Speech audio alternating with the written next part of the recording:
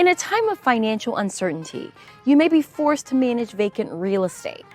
The insurance risk and liabilities associated with owning vacant property can be extensive.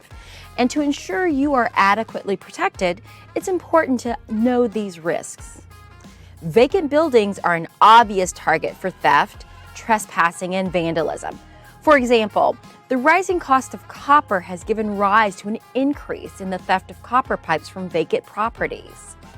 In addition to any loss or property damage that may occur, keep in mind that the owner of a property can be held liable for criminal activities or accidents that take place on the premises.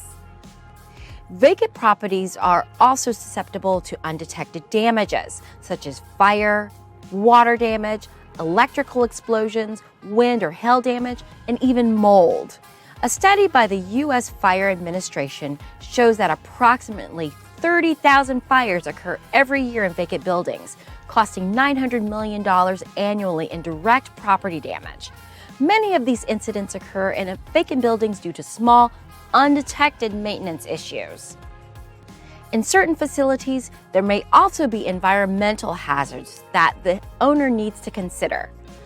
Facilities that are used to store chemicals or other pollutants should ensure that such materials are removed or securely stored.